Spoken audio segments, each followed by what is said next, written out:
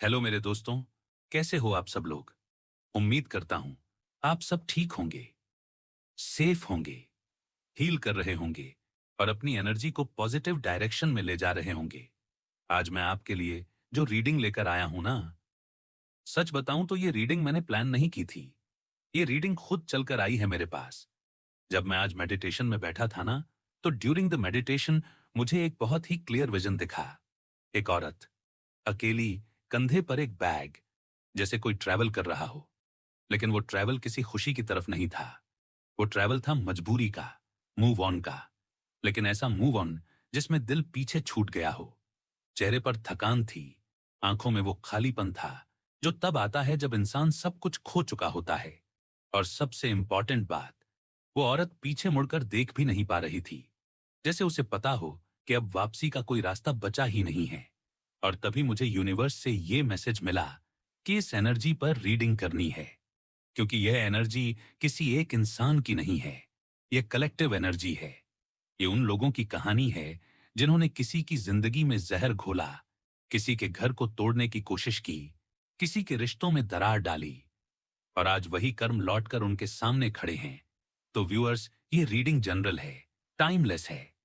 अगर आपसे रेजोनेट करे तो ही इसे अपने जीवन में लागू कीजिएगा, और अगर नहीं करे तो इसे यूनिवर्स पर छोड़ दीजिएगा।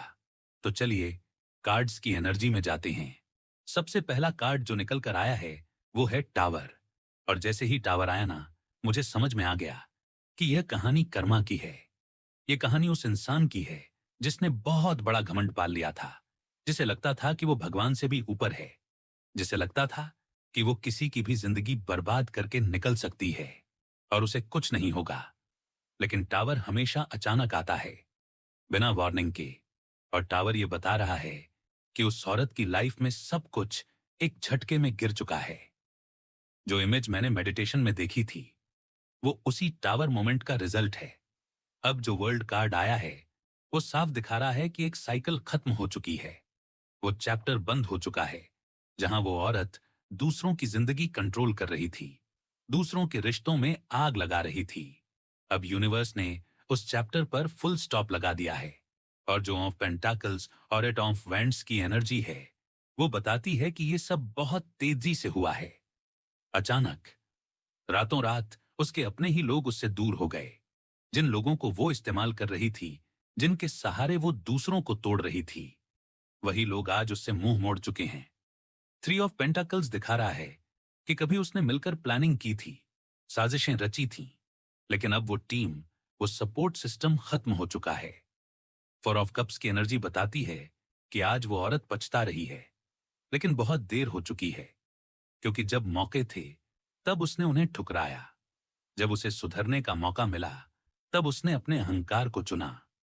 क्वीन ऑफ वैंड्स यहां दिखाती है कि कभी वो खुद को बहुत पावरफुल समझती थी, बहुत कॉन्फिडेंट, बहुत डोमिनेंट। लेकिन वही क्वीन अब अकेली खड़ी है। हाई प्रीस्टेस ये बता रही है कि यूनिवर्स सब देख रहा था, सब नोट कर रहा था, चुपचाप, बिना कुछ बोले। और टू ऑफ पेंटाकल्स दिखाता है कि अब वो अपनी जिंदगी को बैलेंस करने की कोशिश कर रही है, लेकिन कर नहीं पा रही, क्योंकि बहुत ज्यादा टूट चुका है। और जब एस ऑन फ्रेंड्स आया ना, तो मुझे एक बहुत स्ट्रांग मैसेज मिला। ये नया रास्ता है, लेकिन ये रास्ता उसकी मर्जी से नहीं है। ये रास्ता उसे मजबूरी में दिया गया है। और जब जस्टिस का कार्ड निकला, तो व्यूअर्स सच में रोंगटे खड़े हो गए, क्योंकि जस्टिस कभी किसी का पक्ष नहीं लेता। जस्टिस सिर्फ सच का पक्ष लेता है। और यहां जस्टिस साफ बोल रहा है कि जो हुआ वो डिजर्व्ड है। जिसने घर तोड़ने की कोशिश की, आज उसका अपना घर उससे छिन गया है। जिसने किसी को बेघर करने की कोशिश की, आज वो खुद दर दर की ठोकरें खा रही है। जिसने रिश्तों में क्लेश डाला, आज उसके अपने ही लोग उससे कह रहे हैं कि तुम हमारे घर के लायक नहीं हो, तुम शांति नहीं, सिर्फ तबाही लेकर आई हो। और जो रास्ता मुझे दिखा था मेडिटेशन में, वो वही रास्ता है। घर से बाहर जाने का रास्ता, सम्मान से बाहर होने का रास्ता, एक ऐसा रास्ता जहां कोई अपना नहीं होता। और डेथ कार्ड यहां क्लियर कर रहा है कि यह सिर्फ एक एंड नहीं है, यह पूरी पहचान का अंत है। जो वो थी, जो उसका रुतबा था, जो उसका नाम था, सब खत्म। और अब जो इंसान ये रीडिंग सुन रहा है ना, यूनिवर्स आपको ये दिखाना चाहता है कि आपने जो सहा वो व्यर्थ नहीं गया। आपकी आंसू, आपका दर्द, आपकी चुप्पी, सब कुछ यूनिवर्स ने देखा है और आज वही यूनिवर्स बैलेंस बना रहा है। तो अगर आप इस रीडिंग से गुजरे हैं, अगर आपने किसी के कर्मों की वजह से दर्द झेला है, तो याद रखिए, कर्मा कभी भूलता नहीं। वो देर करता है, लेकिन अंधेर नहीं करता। और यही इस औरत की कहानी है, बैग उठाकर अकेले चले जाने की। क्योंकि जब इंसान दूसरों की जिंदगी उजाड़ता है ना, तो एक दिन उसे अपनी जिंदगी खुद समेटकर निकलना ही पड़ता है। तो मेरे प्यारे व्यूअर्स, अब जरा ध्यान से सुनिए, क्योंकि यहां पर जो कार्ड्स की कॉम्बिनेशन है ना, वो कोई मामूली बात नहीं है। जस्टिस के साथ डेथ और व्हील ऑफ फॉर्च्यून, तीनों मेजर अरकाना एक साथ आना इस बात का बहुत बड़ा सबूत है कि यूनिवर्स ने अब फैसला सुना दिया है। ये कोई चेतावनी नहीं है, ये कोई इंतजार की घड़ी नहीं है, ये डायरेक्ट वर्डिक्ट है। और यह वर्डिक्ट उस अध्याय के लिए है जो आपकी जिंदगी में इस औरत की वजह से चला था। एक ऐसा अध्याय जो दर्द से भरा हुआ था, तकलीफ से भरा हुआ था, जहां आपने सिर्फ खोया है, जहां आपने सिर्फ सहा है, जहां आपने वो देखा है जो शायद कोई भी इंसान अपनी जिंदगी में नहीं देखना चाहता। आपने खून के आंसू रोए हैं, आपने अपने अपनों से दूरियां देखी हैं, आपने अपने ही घर में खुद को पराया महसूस किया है। और इन सब के पीछे जो एक चेहरा था, जो एक एनर्जी थी, वो यही औरत थी। और आज कार्ड्स साफ साफ कह रहे हैं कि अब वो चैप्टर पूरी तरह से बंद हो चुका है। अब उस कहानी का द एंड लिखा जा चुका है। जस्टिस ये दिखा रहा है कि जिस कर्मा का आप इंतजार कर रहे थे, जिस न्याय के लिए आपने शायद चुपचाप रातों में भगवान से बात की होगी, वो न्याय अब सामने आ चुका है। अब यूनिवर्स ने बैलेंस बना दिया है। डेथ यहां पर यह नहीं दिखा रहा कि फिजिकल डेथ है, बल्कि यह उस औरत की पकड़ का अंत है, आपकी जिंदगी पर उसके असर का अंत है। और व्हील ऑफ फॉर्च्यून बता रहा है कि समय पूरी तरह से पलट चुका है। जो कभी ऊपर थी, जो कभी खुद को बहुत शक्तिशाली समझती थी, आज वही नीचे है। और जो कभी दबाया गया था, जो कभी चुप था, आज उसके लिए व्हील ऊपर घूम चुका है। और सबसे बड़ी बात यह है कि अब यह औरत आपके जीवन में इंटरफेयर नहीं कर पाएगी। अब चाहे वो कितनी भी कोशिश कर ले, कितने भी रास्ते अपनाए, आपकी लाइफ का दरवाजा इसके लिए बंद हो चुका है, क्योंकि यूनिवर्स ने इसे बाहर कर दिया है। अब आपके जीवन में जो भी तूफान आया था, इसकी वजह से जो भी नुकसान हुआ था, जो भी अशांति फैली थी, उसका पूरा कर्मा ये औरत अब खुद भुगतेगी। और यहां पर साफ दिखाई दे रहा है कि इसका सच अब छुपा नहीं है। इसका असली चेहरा अब लोगों के सामने आ चुका है। शायद बिल्कुल उसी रूप में नहीं जिस रूप में इसने खुद को दिखाया था, लेकिन किसी और तरीके से, किसी और लेयर में। इसका दिमाग कितना सड़ा हुआ है, इसकी सोच कितनी जहरीली है, यह किस तरह की मानसिकता लेकर चलती है, यह सब अब लोगों को समझ में आने लगा है। टावर का कार्ड यहां पर बहुत स्ट्रांग मैसेज दे रहा है कि इस औरत ने आपके साथ गलत करके जो सोचा था कि वो क्या पाएगी, वो सब कुछ अब इससे छिन चुका है। आज इसकी जिंदगी से एक एक चीज गिरती जा रही है। जैसे ताश के पत्तों का घर ढहता है, वैसे ही इसका सब कुछ ढह चुका है। और टावर की जो सबसे खतरनाक एनर्जी होती है ना, वो होती है घर से गिरना, घर का टूटना, घर से बाहर किया जाना। और यहां पर बिल्कुल वही हो रहा है। जिस औरत ने आपके घर को तोड़ने की कोशिश की, जिसने आपके परिवार में फूट डालने की कोशिश की, आज वही औरत अपने ही घर से धक्के खाकर बाहर निकाली जा रही है। आज वो अपने ही लोगों की नजरों में गिर चुकी है। आज उसके लिए उसका घर सेफ प्लेस नहीं रहा। और उसका पूरा खेल जो उसने खेला था, जो गंध उसने दूसरों की जिंदगी में फैलाई थी, उसका बदला उसे इतनी बेरहमी से मिल रहा है कि अब उसके पास सिर्फ सांस लेना बचा है। जीने का मतलब, जीने की वजह, रिश्ते, सम्मान, स्थिरता, सब कुछ खत्म। ऐसा लग रहा है जैसे उसके पास सिर्फ लाइफ बची है, लेकिन लाइफ में कुछ भी नहीं बचा। ना कोई अपना, ना कोई सहारा, ना कोई नाम लेने वाला। और यह जो चैप्टर है ना इसका, ये पूरी तरह से क्लोज हो चुका है। ये वही औरत है जिसने शायद अपनी जवानी में बहुत कुछ किया, अपनी ताकत का गलत इस्तेमाल किया, अपने अधिकारों का दुरुपयोग किया, लोगों को कंट्रोल किया, लोगों को अपने वश में रखा। इसे लगता था कि यह कुछ भी कर सकती है और कोई इसका कुछ नहीं बिगाड़ सकता, क्योंकि यह किसी की सुनती नहीं थी। यह हमेशा अपनी ही चलाती थी। इसे न समाज का डर था, न भगवान का, न कर्मा का। कोई कुछ कहे तो इसका रवैया यही था कि देखा जाएगा, मुझे क्या फर्क पड़ता है। लेकिन इसे यह नहीं पता था कि कर्मा का हिसाब बहुत सटीक होता है। कर्मा देर करता है लेकिन छोड़ता नहीं, और ईश्वर अक्सर इसी जन्म में हिसाब बराबर करता है। और अब जो एनर्जी दिख रही है ना, वो बहुत डरावनी है, क्योंकि इसके जीवन में अचानक ऐसा तूफान आया है कि यह संभाल नहीं पा रही। यहां पर ट्रैवलिंग की एनर्जी साफ दिख रही है, जैसे ये औरत खुद नहीं जानती कि अब कहां जाएगी, क्या करेगी, किसके सहारे रहेगी। ना इसके पास पैसा है, ना घर है, ना कोई स्थिरता। ये पूरी तरह से वैसी ही हालत में आ चुकी है जैसी हालत इसने आपकी की थी। जिस अनस्टेबिलिटी में इसने आपको रखा, आज वही अनस्टेबिलिटी इसकी जिंदगी बन चुकी है। और सबसे शॉकिंग बात जो मुझे यहां पर दिख रही है, वो हाई प्रीस्टेस की एनर्जी है। लेकिन ये हाई प्रीस्टेस पॉजिटिव नहीं है, ये बहुत डार्क है। लोग अब इसे ऐसे देखने लगे हैं जैसे ये तंत्र मंत्र, जादू टोना, ब्लैक मैजिक जैसी चीजों में इन्वॉल्व रही हो, स्पिरिचुअलिटी की एड में गलत काम करने वाली। और इसका भांडा अब फूट चुका है। लोग इससे डरने लगे हैं। लोग इसे अपने घर में रखना नहीं चाहते, क्योंकि उन्हें लगता है कि अगर हम इससे जुड़े रहे तो समाज हमें भी उसी नजर से देखेगा। और यह सच सामने आया है बहुत विस्फोटक तरीके से, बहुत भयानक तरीके से, कि यह औरत गलत लोगों से जुड़ी हुई थी, गलत गतिविधियों में शामिल थी, ऐसी चीजें करती थीं जो सामाजिक और नैतिक रूप से बहुत गलत मानी जाती हैं। पूजा पाठ, मंदिर जाना, तांत्रिक क्रियाएं या ऐसे लोगों से संबंध रखना, यह सब इसकी इमेज का हिस्सा बन चुका है। और अब कोई भी इसे अपनाने को तैयार नहीं है। तो व्यूअर्स, ये रीडिंग यही बताती है कि कर्मा ने अपना काम शुरू नहीं किया है, कर्मा ने अपना काम पूरा कर दिया है। और अब जो शांति है, जो क्लोजर है, वो आपकी जिंदगी में आ रहा है। अब यहां जो एनर्जी निकल कर आ रही है ना, वो बहुत ज्यादा स्ट्रांग है, क्योंकि साफ दिखाई दे रहा है कि इस औरत का जो मेलजोल था, जिन लोगों से इसका उठना बैठना था, जिन एनर्जी के साथ यह जुड़ी हुई थी, वो बिल्कुल गलत थी।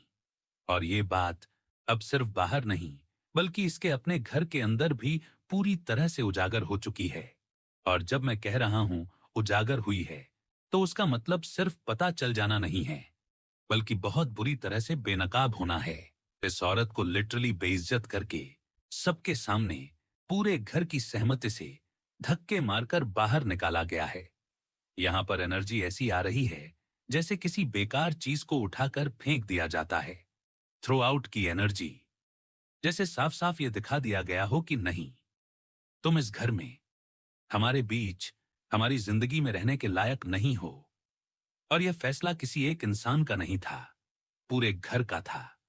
सारे सदस्य एक होकर इसके खिलाफ खड़े हो गए।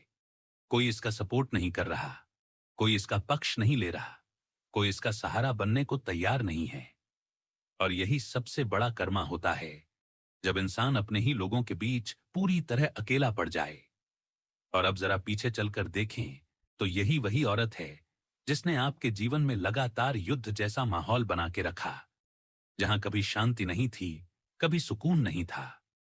आपने जो चाहा, जो सपना देखा, जो अपने जीवन में पाना चाहा, इस औरत ने कभी आपको वो हासिल नहीं करने दिया। हर बार कोई ना कोई षड्यंत्र, कोई ना कोई चाल, कोई ना कोई कॉन्स्पिरेसी रचती रही। पीठ पीछे वार करना इसकी आदत थी। आपके सामने यह औरत कुछ और बनती थी, मीठा बोलना, सहानुभूति दिखाना, लेकिन आपके पीछे यह वही औरत थी जो आपके खिलाफ जहर भर रही थी, लोगों के कान भर रही थी, आपके नाम को बदनाम कर रही थी। आपको समझ ही नहीं आया कि यह कब आपकी जड़ों को काट गई। यह हमेशा आप पर नजर रखती थी, आपके हर कदम पर, आपकी हर बात पर, आपके हर रिश्ते पर, आपके खिलाफ कड़वे शब्दों का इस्तेमाल करना, ताने मारना, आपको मानसिक रूप से तोड़ना, आपको बीमार करना, आपको अंदर से अस्वस्थ कर देना, ये सब इसने बहुत सोच समझ कर किया। आपकी इज्जत को इसने तार तार कर दिया, तहस नहस कर दिया। कोई कसर नहीं छोड़ी ऐसी परिस्थिति बनाने में जहां इंसान जीते जी मर जाए, जहां सुख सिर्फ एक सपना बनकर रह जाए। और इस औरत ने आपको बहुत बड़ा धोखा दिया है। ऐसा धोखा जिसने आपकी नींव हिला दी, जिसने आपके भरोसे को चकनाचूर कर दिया। और जब यहां पर क्वीन ऑफ वैंड्स की एनर्जी आती है ना, तो साफ दिखाई देता है कि यह औरत तानाशाही प्रवृत्ति की थी, अहंकार से भरी हुई, एक क्रूर शासक की तरह, जिसे पाने के लिए किसी भी हद तक जाना मंजूर था, जो सबको अपने अंगूठे के नीचे दबाकर रखना चाहती थी। इसकी शर्तें थीं कि अगर इसके साथ रहना है तो इसकी चापलूसी करो, इसकी जी हजूरी करो, इसके हिसाब से चलो, इसकी राय को अंतिम मानो, अपनी राय कभी मत रखो, बिना पूछे कुछ मत करो। और इसी वजह से इसने कभी आपकी कदर नहीं होने दी, क्योंकि अगर आपकी कदर हो जाती तो इसकी सत्ता हिल जाती। इसे अपनी अहमियत सबसे ऊपर चाहिए थी। और इसका सबसे गहरा छल यही था कि इसने मीठा बनकर, अपनापन दिखाकर आपकी जड़ों को धीरे धीरे काटा। पूरी तरह से राजनीतिक खेल खेला इस औरत ने। आपके खिलाफ आपके अपनों को भड़काया, आपके लव वंस को आपके खिलाफ खड़ा किया। काली क्रियाएं, गुप्त योजनाएं, गलत एनर्जी, गलत लोगों का सहारा लेकर इसने ऐसे हालात बनाए कि आपको आपके ही घर से निकालने की कोशिश हो। आपके अपने आप से दुश्मन बन जाएं, आपसे बात करना बंद कर दें, आपके अस्तित्व को नकार दें। और इसी औरत की वजह से आपके घर में पारिवारिक कलह फैली। ऐसा माहौल बना कि आपके लिए वहां रहना जीना मुश्किल हो गया। आप अपने ही घर में घुट घुट कर जीने लगे। आपको सिर्फ इसलिए रखा गया क्योंकि आप कुछ योगदान दे रहे थे। आपका इस्तेमाल किया गया। आपके त्याग को, आपकी मेहनत को कभी नहीं देखा गया। सब कुछ इग्नोर किया गया। और इसी वजह से आप अंदर से टूटते चले गए। मानसिक अशांति, डिप्रेशन, एंजाइटी, डर, बेचैनी, यह सब आपकी जिंदगी का हिस्सा बन गया। आपके जज्बातों का मजाक उड़ाया गया, आपकी भावनाओं को कुचला गया, आपको इतना खोखला कर दिया गया कि आप खुद को पहचान नहीं पाए। आपकी सेहत पर असर पड़ा।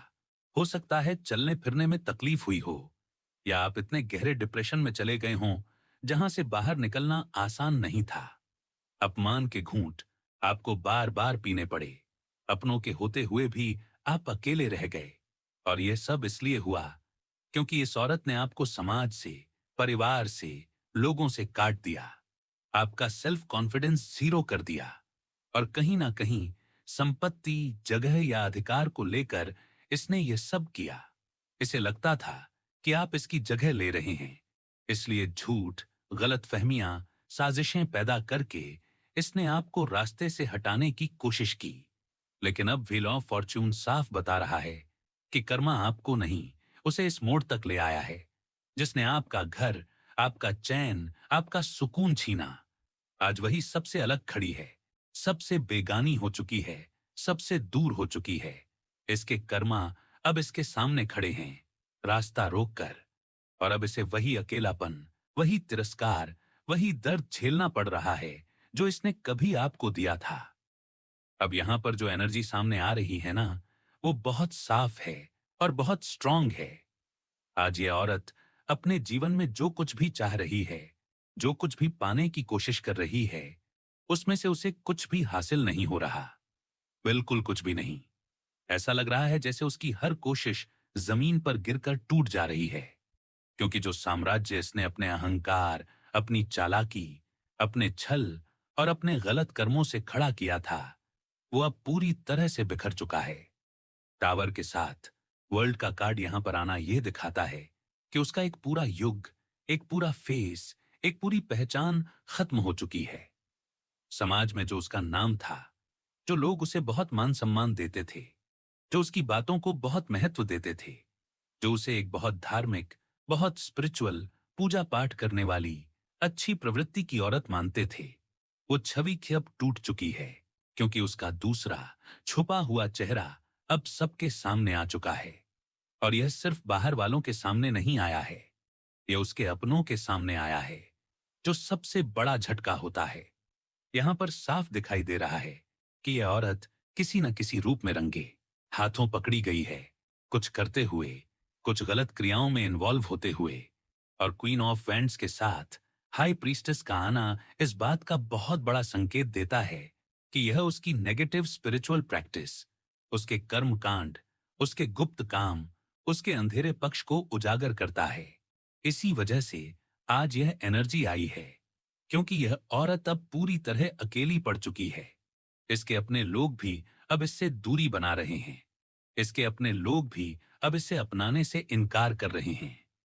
कोई भी इसे अपना कहने को तैयार नहीं है, बल्कि उल्टा इसके अपने ही लोग इसे ठहराते हुए, सवाल करते हुए, जज करते हुए दिखाई दे रहे हैं। और यह सचमुच लिटरली हुआ है। कर्मों की सजा अब इसके सामने खड़ी है, क्योंकि कर्म कभी खत्म नहीं होते, कर्म कहीं जाते नहीं हैं, कर्म आड़े आते हैं। और यही वजह है कि इंसान को अपने कर्म बहुत सोच समझकर करने चाहिए। और यहां पर अगर आप ध्यान दें तो यूनिवर्स, एंजेल्स, डिवाइन एनर्जी ने आपके लिए लगातार मेजर अरकाना भेजे हैं, एक के बाद एक, बिना रुके, यह दिखाने के लिए कि अब वह समय आ चुका है जब इस औरत को अपने हर एक कर्म का हिसाब देना होगा, हर एक गलत काम का जवाब देना होगा, हर एक दर्द का जो इसने आपको दिया उसका मूल्य चुकाना होगा। और यह मैसेज इसलिए आया है ताकि आपको यह क्लैरिटी मिले कि अब यह औरत पूरी तरह से अकेली है। अब इसका कोई सहारा नहीं है, अब इसका कुछ भी नहीं होने वाला। और अब इसे अपने कर्म अकेले ही भुगतने पड़ेंगे। कोई इसे बचाने नहीं आएगा, कोई इसके लिए खड़ा नहीं होगा। और अब जब हम आपके लिए एडवाइस पूछते हैं यूनिवर्स से, तो यूनिवर्स आपको एस ऑफ कप्स दे रहा है। और यह कार्ड बहुत ही खूबसूरत है, क्योंकि यह कार्ड यह मानता है कि आपने अपने जीवन में बहुत कुछ खोया है। यूनिवर्स जानता है कि इस औरत की वजह से आपने कितना खोया। वो चीजें जो आपका हक थीं, वो रिश्ते जो आपके अपने थे, वो अपनापन, वो सम्मान, वो सहारा, वो प्यार, वो केयर, वो रिस्पेक्ट, वो सपोर्ट जो आपको मिलना चाहिए था, लेकिन आपको नहीं मिला। यूनिवर्स कह रहा है कि अब वो सब आपको लौट कर मिलेगा। अब वक्त आ चुका है कि आपके जीवन में वह सब आए जो आप डिजर्व करते हैं। और यहां पर आपकी कहानी मुझे बिल्कुल राम जी के वनवास जैसी लगती है, क्योंकि जैसे राम जी की कोई गलती नहीं थी, फिर भी उन्हें वनवास झेलना पड़ा अपनों की वजह से, वैसे ही आपकी भी कोई गलती नहीं थी, फिर भी आपको अपने ही लोगों के बीच एक वनवासी की तरह जीना पड़ा। अपनों के होते हुए भी अकेलापन सहना पड़ा, तिरस्कार सहना पड़ा, चुप रहकर दर्द पीना पड़ा। और यूनिवर्स अब साफ कह रहा है कि आपका वह वनवास खत्म हो रहा है, उसका अंत हो चुका है। अब वह समय आ गया है जब आपको अपने जीवन में वह सब कुछ वापस मिलेगा जो इस औरत की वजह से आपसे छिन गया था। अब आपके जीवन का एक नया अध्याय शुरू हो रहा है, एक ऐसा अध्याय जिसमें शांति होगी, स्थिरता होगी, अपनापन होगा। और यही आपके लिए जस्टिस है, क्योंकि आपने जो सजा पाई, आप उसके हकदार नहीं थे। वो किसी और के कर्मों की वजह से आपके जीवन में आई, ठीक वैसे ही जैसे राम जी ने बिना गलती के कष्ट झेले, लेकिन अंत में उन्हें उनका राज, उनका सम्मान, उनका स्थान वापस मिला। वैसे ही आपको भी अब वह सब मिलेगा जो आपने खोया।